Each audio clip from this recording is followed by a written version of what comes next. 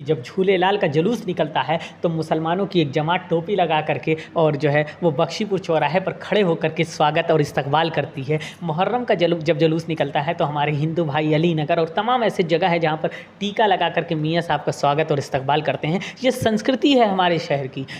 मेरे जैसे लाखों शायर नज़्में गज़लें कहते हैं, मेरे जैसे लाखों शायर नज़्में गज़लें कहते हैं, लेकिन मीर और गालिब बनकर कितने ज़िंदा रहते हैं, लेकिन मीर और गालिब बनकर कितने ज़िंदा रहते हैं। हम कोई तूफ़ान नहीं जिनको पल में उमड़ना आता है, हम कोई तूफ़ान नहीं जिनको पल में उमड़ना आता है। हम तो मध्यम बहता जल हैं, कतरा कतरा बहते हैं। हम तो मध्यम बहता जल हैं, कतरा कतरा बहते हैं। अगर गोरखनाथ मंदिर के अंदर जो धुएँ जल रही है, जो 350 सालों से जल रही है, अगर वो बुझती है तो इमामबाड़े की धुएँ से ले जा करके उसको जलाया जाता है, और अगर इमामबाड़े की धुएँ बुझती है तो उसको गोरखनाथ मंदिर से ला करके जलाया जाता है। यही हमारी संस्कृति रही है, यह है हमारी सभ्यता रही है।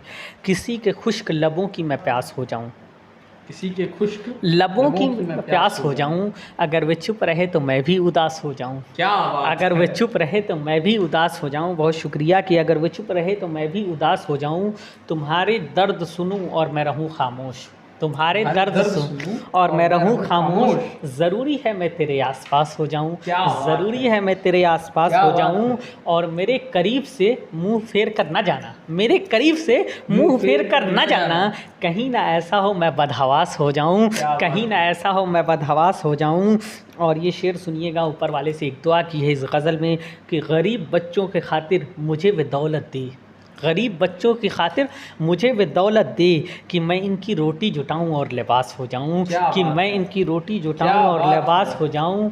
और ये मक्ते का शेर सुनिए कि वे नंगे पाँव चले लान में मिन्नत, वे नंगे पाँव चले लान में मिन्नत, तो मैं उसके लिए सब्ज़ घास हो जाऊं, तो मैं उसके लिए सब्ज़ घास हो जाऊं। हमारे हाथों की किस्मत में काम है कि नहीं, हमारे हाथों की किस्मत में काम है कि नहीं, हमारी रोज़ी का कुछ इंतज़ाम है कि नहीं।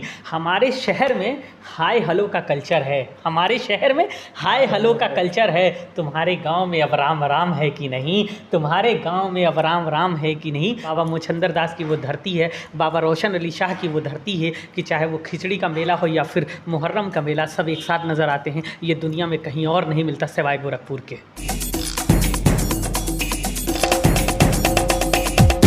नमस्कार, मैं हूं दिव्यांश रंजन द्विवेदी और आप देख रहे हैं द पॉइंट मीडिया।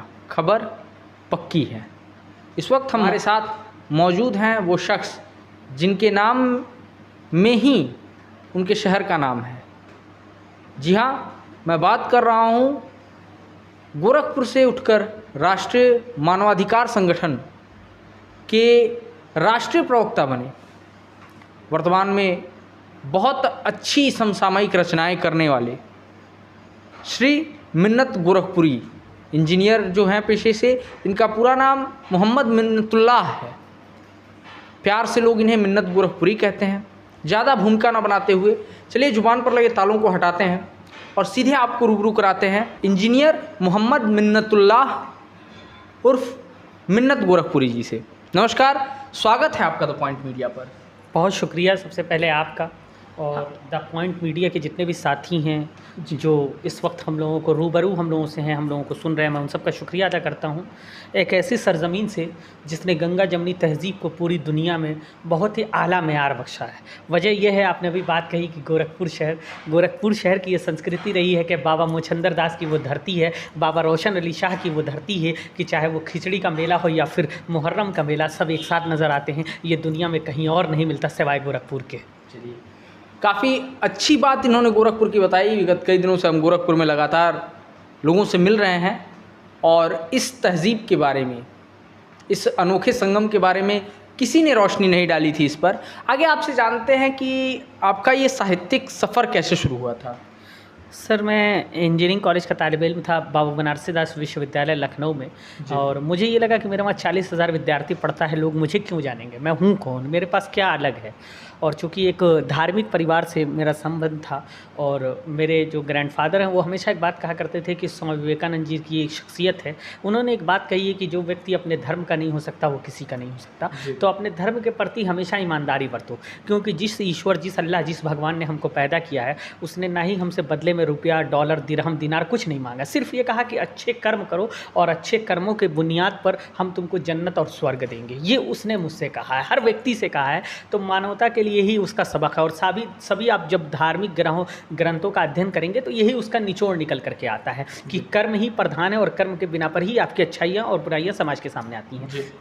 मुझे एहसास हुआ कि ठीक है, मैं अपने वहाँ छात्र संघ में जुड़ने के लिए गया। तो मेरे वहाँ छात्र संघ में अलग अलग विभाग थे, तो मैंने लिटरेरी को चुना, साहित्य को। और चूँकि बचपन से ही पिताजी, कभी ग्रैंडफादर, जब मैं बहुत छात्र संघ में, मुझे लगता है कि 5 या 6 का विद्यार्थी था, उस वक्त मुझे अरबी और इंग्लिश में स्पीचेज़ लिख के दिया करते थे। फिर फ़ारसी में लिख के देने लगे, उर्दू में लिख के देने लगे, विभिन्न विश्वविद्यालयों में और सब जगह जाता था। गवर्नमेंट जुबली इंटर कॉलेज का विद्यार्थी था, राजकीय जुबली इंटर कॉलेज का, तो अपने कॉलेज का प्रतिनिधित्व करता था। बाद में जब बड़ा होता गया तो धीरे धीरे घर वालों ने कहा अब स्पीच लिख के मुझे दिखाया करो। कुछ समय के बाद 2-3 साल दिखाया, उसके बाद उन्होंने कहा अब खुद लिखो, खुद पढ़ो, खुद रिप्रेजेंट करो। अब वो दौर ख़त्म हो गया, अब आप इतने परिपक्व हो चुके हैं। तो वहीं से ये शुरुआत हुई और आज आपकी दुआ से हिंदुस्तान के बहुत सारे हिस्सों में जाने का मौका मिला। मैं संचालन भी करता हूँ, गोरखपुर महोत्सव, देवरिया महोत्सव, चौरी चौरा महोत्सव, इन सब का संचालन करने का मुझे सौभाग्य प्राप्त हुआ। ये सब ऊपर वाले का करम है। और मुझे खुशी इस बात की है कि मैं उस सरज़मीन से आता हूँ जहाँ पर फ़िराक गोरखपुरी का नाम जहाँ से उठता है, जहाँ से प्रेमचंद की एक शख्सियत उभर के सामने आती है। और जब आप बॉलीवुड में नज़र डालते हैं तो आपको ज़फ़र गोरखपुरी का एक बेहतरीन नाम नज़र आता है, जिन्होंने बहुत सारे काम किए, बहुत सारे नगमों की रचना की और गोरखपुर का नाम जो है वो पाए तकमील तक ले जाने का काम किया है। वर्तमान परिप्रेक्ष्य में अगर आप बात करें तो गोरखपुर का नाम अंतर्राष्ट्रीय स्तर पर एक और व्यक्ति जो है वो बहुत तेज़ी से आगे ले जा रहा है। उनका नाम डॉक्टर कलीम कैसर साहब है, जो पूरी दुनिया में हिंदी और उर्दू के प्रचार व प्रसार के लिए कार्य करते हैं और साहित्यिक ही नहीं बल्कि साहित्य व अदब के साथ साथ मुशायरे और कवि सम्मेलन की दुनिया को एक अलग मकाम दे रहे हैं। ये मुशायरे और कवि सम्मेलन की आपने बात की है, आप संचालन भी किया करते हैं। हम ये जानना चाहेंगे कि जो संचालनों में नोक-झोंक होती है अक्सर, वो नोक-झोंक का सच क्या होता है? चूँकि आप संचालक हैं और एक बेहतरीन संचालक हैं, आपका संचालन मैं अपने दर्शकों को बताना चाहूँगा कि गोरखपुर महोत्सव में मैंने देखा था। तो वो नोक-झोंक कैसी होती है? क्या वो प्रायोजित होती है कि दर्शकों का ध्यान आकृष्ट किया जा सके, या वो केवल हाजिर जवाबी का एक बेहतरीन नमूना होता है? सर देखिए, आपने जहाँ तक बात कही, पहले तो आपका शुक्रिया, आपने तारीफ़ की। हालांकि मैं इस लायक नहीं हूँ, मैं अभी विद्यार्थी जीवन में हूँ। मैंने बहुत बड़े बड़े लोगों को संचालन करते हुए, मैंने अभी नाम लिया ऑनरेरी डॉक्टर कलीम कैसर साहब का, उनसे सीखा है और बहुत हद तक थोड़ा बहुत सीख पाए हैं, अभी बहुत लंबा वक्त है। लेकिन जो आपने बात कही कि देखिए संचालक क्या होता है, उसके ऊपर बहुत सारी जिम्मेदारियाँ होती हैं। जिम्मेदारियाँ क्या होती हैं कि वो वातावरण को देख करके उसे ये चयन करना होता है कि किस कवि और किस शायर को कब बुलाया जाए, वो कब माहौल को बदल सकता है, कब किसको ले आना है, कब किस तरह करना है। और अगर वो कटाक्ष ना करे तो मैं आपसे बताऊं कि सिर्फ वैसा ही होगा जैसे एक धुन बज रही है और कुछ लोग सुन रहे हैं किसी इधर उधर। लेकिन जो कटाक्ष होता है उसकी वजह से लोगों का अट्रैक्शन उसकी तरफ होता है, पॉइंट ऑफ अट्रैक्शन का वो बहुत बड़ा कारण बनता है। और यकीनन जो हाजिर जवाब आपने कहा, बिल्कुल हाजिर जवाब होता है, क्योंकि जब बात कही जाएगी, वसीम बरेलवी का एक शेर है कि जब कोई बात सलीके से कही जाती है तभी हर बात सलीके से सुनी जाती है। तो यकीनन कहीं ना कहीं, और ये एक लगाव भी है। और जहाँ तक आपने बात की कि हिंदी मंच हो या उर्दू मुशायरे, दोनों ही एक दूसरे के पूरक हैं, दोनों ही एक दूसरे के एक सिक्के के 2 पहलुओं के समान हैं। मौलाना आज़ाद कहा करते थे कि इंसान के बदन में जैसे 2 आँखें हैं, उसी तरीके से इस मुल्क में 2 बहुत ज़्यादा मानने वाले धर्म के अनुयायी हैं, हिंदू और मुसलमान। हालांकि अब लोगों ने उर्दू को मुसलमान और हिंदी को हिंदू कर दिया है, बल्कि ऐसा बिल्कुल भी नहीं है। आप उर्दू जब पढ़ेंगे तो आपको पता चलेगा कि उर्दू ज़ुबान पे बहुत ज़बरदस्त महारत रखने वाले आपके अपने शहर के, हमारे अपने शहर गोरखपुर से रघुपति साहब फ़िराक गोरखपुरी जिनको आप कहते हैं, वो उर्दू पे उनका इतना मेयार काम है जिसको मैं बता नहीं सकता। मैंने अभी आपसे मुंशी प्रेमचंद की बात की, प्रेमचंद पार्क भी है गोरखपुर में, माननीय मुख्यमंत्री जी बहुत कुछ कर रहे हैं उनके लिए। प्रेमचंद जी की आप गोदान और बहुत सारी ऐसी दास्तान में आप पढ़ेंगे, उनकी जो कहानियाँ हैं, उनकी जो नावल निगारी है, उर्दू में आपको लगेगा ही नहीं। तो उर्दू और हिंदी जो भाषाएं हैं, इनको मजहबी एतबार से देखना मेरे हिसाब से बेहतर नहीं है, बल्कि जो चाहे सीख सकता है, जो जिस पे चाहे कमांड बना सकता है, और यकीनन यही खूबसूरती है। जी, तमाम बातें कही आपने मंच संचालनों के लिए। मंच संचालन का अनुभव आपका कैसा होता है जब आप एक मंच संचालन करते हैं? चूँकि बड़ी जिम्मेवारी का काम होता है ये। अक्सर मैंने देखा है कि इसी सभागारों में, वातानुकूलित सभागारों में भी पसीने छूटते रहते हैं संचालक के। अक्सर मुस्कुराहट तो होती है, लेकिन उसके पीछे कहीं ना कहीं एक घबराहट सी महसूस होती है। बड़े से बड़े संचालक के साथ ऐसा होता है, क्योंकि जैसे जैसे संचालक का स्तर बढ़ता है, उसी स्तर के कवियों के साथ उन्हें संचालन करना पड़ता है। तो ऐसे में आपके सामने संचालन को लेकर क्या चुनौतियाँ रहती हैं? सर सबसे पहले तो ये है कि संचालन एक संचालक वैसे ही होता है जैसे कि आप फूलों का एक गुलदस्ता बनाने के लिए फूल ला करके रख दीजिए और उसको नुमाया आकार जो होता है वो माली देता है। ठीक उसी तरीके से अलग अलग प्रकार के शायर और कवि जब एक मंच पे होते हैं तो उनको गुलदस्ते के रूप में सजाने का जो काम करता है, संवारने का जो काम करता है, वो एक संचालक करता है। संचालक की 2-3 बहुत अहम जिम्मेदारियाँ होती हैं। पहला ये कि वो वक्त हाजिर को, यानी जो वर्तमान परिप्रेक्ष्य उस वक्त है, वहाँ का माहौल है, उसको देखकर लोगों की ज़रूरतों को पूरा करते हुए ऐसे शायर को बुलाए जो उनकी जो उनका पैमाना है उस पर खरा उतरे। पहला तो ये होना चाहिए। दूसरी बात जो आपने कही, चुनौतियाँ, यकीनन चुनौतियाँ बहुत आती हैं कि कवि सम्मेलन और मुशायरों में कि कहीं ऐसा ना हो कि किसी सीनियर को पहले पढ़ा दिया जाए और किसी जूनियर को बाद में पढ़ाया जाए। इसका एक इम्पैक्ट देखने को मिलता है। दूसरा ये कि माहौल कभी कभी बाज़ दफ़ा ऐसा भी होता है कि आप जो बड़ा शायर होता है उसको कहीं जाना होता है या निकलना होता है तो इंसान पहले पढ़ा देता है। उसकी वजह से जो बाद में आने वाले शायर होते हैं उनके लिए मुश्किलें हो जाती हैं। जैसे अब सचिन तेंदुलकर के बाद ज़ाहिर सी बात है कि विराट कोहली के बाद आप कहिए कि ज़हीर खान से या मोहम्मद शमी से हम बैटिंग करा लें और उनसे ये उम्मीद रखिए कि वो 100 मार देंगे तो ये मुश्किल हो जाएगा। उसी तरीके से यहाँ पर होगा कि एक टॉप टू बॉटम आदमी जिसने अपना एक मेयार पैदा कर रखा है, उसके बाद किसी नए आदमी को ले आइए तो थोड़ा सा हिचकिचाहट होती है। तो कहीं ना कहीं सीरियल को लेकर के बहुत चौकन्ना रहना पड़ता है। दूसरा ये कि जो लोगों की ज़रूरतें उस वक्त महसूस हो रही हैं कि अब पता चला कि इस वक्त लोग देशभक्ति सुनना चाहते हैं, अब पता चला उस वक्त आप इश्क मोहब्बत सुना रहे हैं, तो वो उनका एकदम दिमाग में दही हो जाएगा। वो कहेंगे यार हम तो ये उम्मीद नहीं किए थे। अब पता चला चौरी चौरा महोत्सव हो रहा है तो आदमी ये उम्मीद करता है कि हम जो है अपने बुज़ुर्गों को, हमने अपने आबा व अजदाद को, जो हमारे जितने भी शहीद हुए हैं, हम उनकी बड़ाइयों को बयान करेंगे, उनके किस्सों को समाज के सामने लाएंगे ताकि युवा पीढ़ी जो है उनको सुनना चाहेगी। पता चला कोई आया और उसने देशभक्ति छोड़ करके कुछ और सुनाना शुरू कर दिया। तो ये माहौल कहीं ना कहीं माहौल के हिसाब से परिस्थितियों को एक समान ले आ करके, और मैं आपसे बताऊं कि शायर और कवि की बड़ी जिम्मेदारी होती है। और शायर वो कवि वो होता है जो अपने पीछे की ज़िंदगी को भी बयान करता है और अपने मौजूदा ज़िंदगी को भी बयान करता है और आने वाले जीवन का अनुभव भी बताता है कि आगे ऐसा हो सकता है, ताकि लोग उसको पढ़ने और सुनने के बाद जो है ये याद रखेंगे कि उस वक्त का परिप्रेक्ष्य ऐसा था, आज का ऐसा है और कल कैसा होगा। आपने एक बात कही तो मुझे याद आ गया कि अचानक रामधारी सिंह दिनकर, जहाँ से आपका भी ताल्लुक़ है, बिहार से आते थे, वो राज्यसभा सांसद हुआ करते थे। तो वो एक मरतबा पंडित जवाहरलाल नेहरू के साथ संसद की सीढ़ियों से उतर रहे थे, अचानक उनका पैर फिसल गया, जवाहरलाल नेहरू का। तो दिनकर जी ने हाथ बढ़ाया और पकड़ के उनको थाम लिया और कहा कि, तो दिनकर जी ने कहा, तुरंत जवाहरलाल नेहरू कहा दिनकर जी आपका शुक्रिया। तो उन्होंने एक जो कंटेंट कहा, जो लाइनें कहीं, वो आज भी मेरे हिसाब से हर साहित्यकार और कवि का यही जवाब होता है सियासतदानों के लिए। उन्होंने कहा कि जब जब इस मुल्क में सियासत के कदम लड़खड़ाएंगे तब तब अदब और साहित्य जो है उसको सहारा देगा। तो यकीनन, और आप यकीन मानिए कि मैं ज़िम्मेदारी के साथ कह रहा हूँ, आपके साथ बैठ करके पॉइंट मीडिया के इस माध्यम से मैं आपसे कह रहा हूँ कि आज भी संसद जब चलती है, आप देखेंगे तो संसद में चाहे विपक्ष का नेता हो या पक्ष का, वो अपनी बात शुरू करता है तो किसी ना किसी शायर की एक कविता और शायरी का सहारा ज़रूर लेता है। क्योंकि शायरी और कविता दुनिया की वाहिद एक ऐसी लैंग्वेज है, जो एक ऐसी भाषा है जो बहुत बड़ी बातों को बहुत संक्षिप्त में बयान करती है। डॉक्टर करीम कैसर साहब का एक शेर याद आता है मुझे कि ज़रा सी चाहतों पर दिल का दरवाज़ा खोल सकता है, इश्क एक ऐसी ज़ुबान है प्यारी जिसे गूंगा भी बोल सकता है।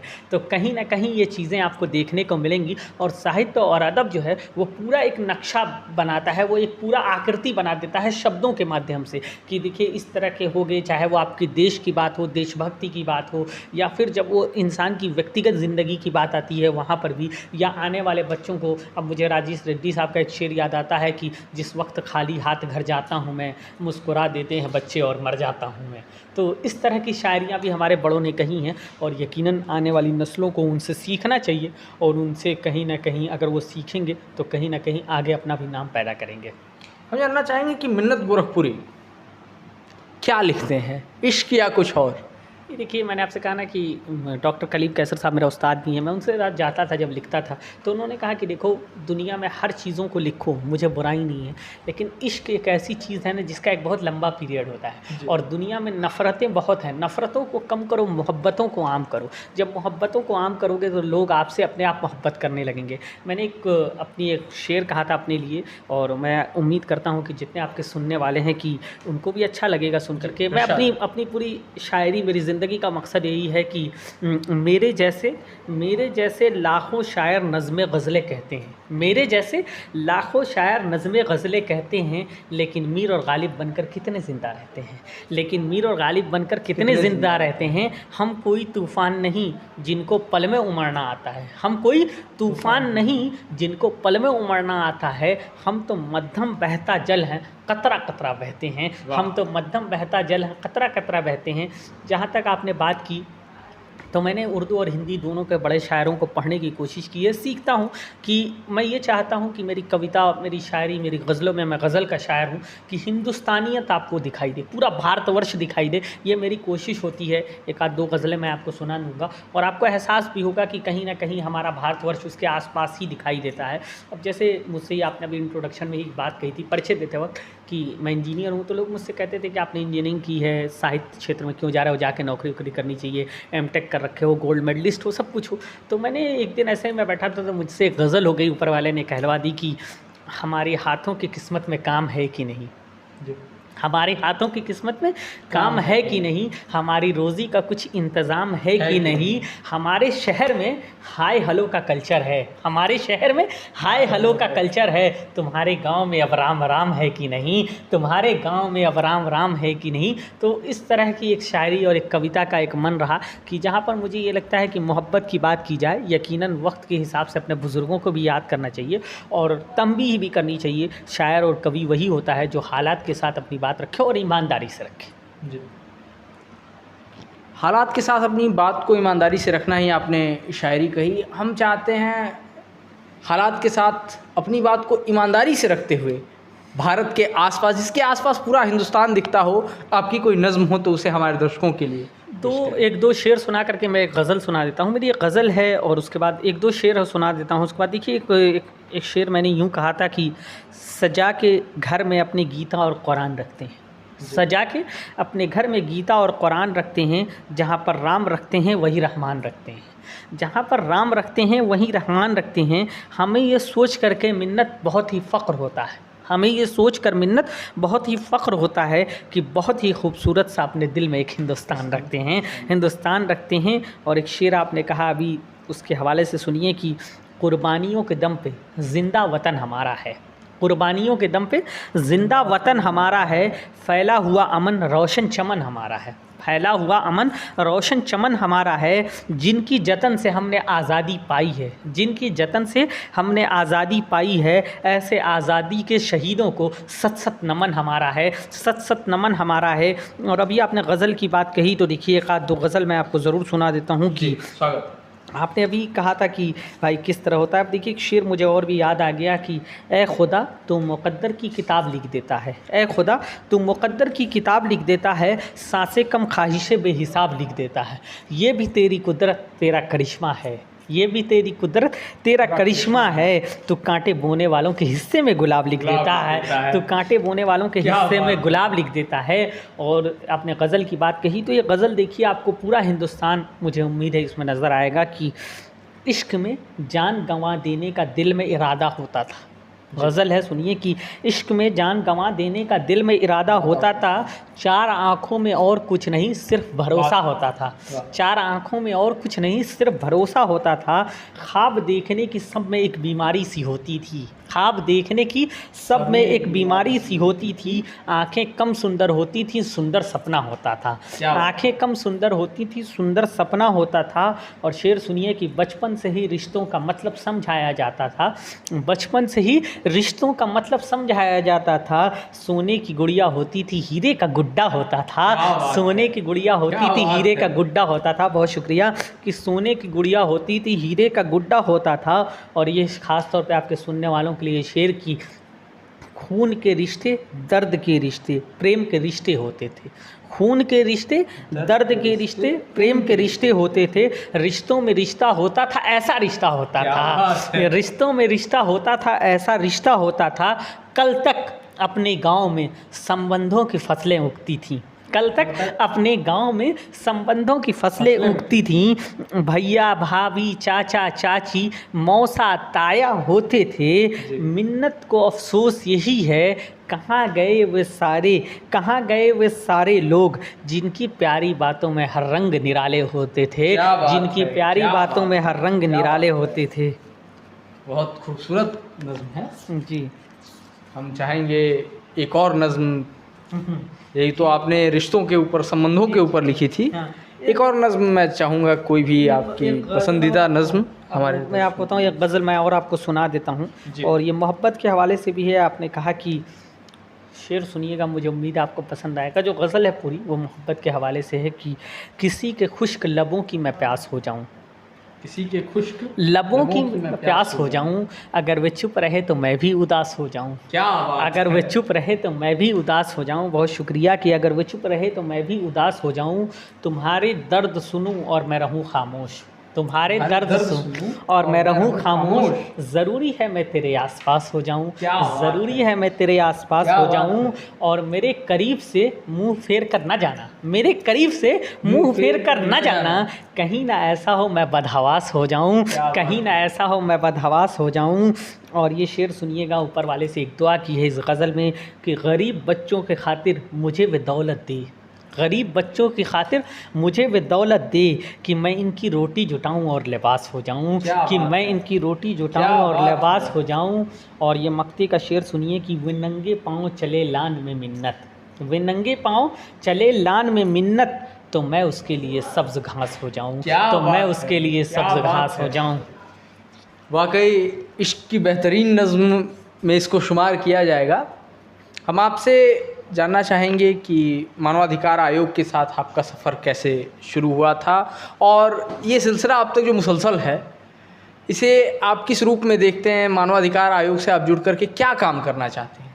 देखिए, राष्ट्रीय मानवाधिकार संघ भारत का जो मेन उद्देश्य है वो ये है कि लोगों को जागरूक करना, ख़ास तौर पे जो आवाम का जो अधिकार है, जो हमारा सामाजिक अधिकार है जिसको हम नहीं जान पाते हैं, उनसे लोगों को बताना, अवेयर करना। दूसरी, जहाँ पर अन्याय हो रहा है, जहाँ पर शासन अपना काम ईमानदारी से नहीं कर पाता है, वहाँ पर न्याय प्रतिबद्ध अगर कोई काम करता है तो उसके लिए मानव अधिकार आगे आता है। जिस संगठन से मैं हूँ, राष्ट्रीय मानवाधिकार संघ भारत, जिसका मैं राष्ट्रीय प्रवक्ता भी हूँ, आप यकीन मानिए कि जब पहला लॉकडाउन था तो बाकायदा हमको एक शेड्यूल जारी किया गया कि आपको ये काम करना है। और मुझे याद है कि लगभग 61 दिनों तक हम लोग जो प्रवासी मजदूर आ रहे थे, बाराबंकी में, देवरिया में, कुशीनगर में, खुद गोरखपुर में मैं खुद देखता था, बाराबंकी में देखता था, सफ़ेदाबाद कोल्ड स्टोरेज के बाहर, फिर उसके बाद से फैज़ाबाद में जगनपुर एक जगह है, आप पता कर सकते हैं सारी जगहों पे। वहाँ हमने जो भी मदद हो सकती थी हम लोग करते हैं।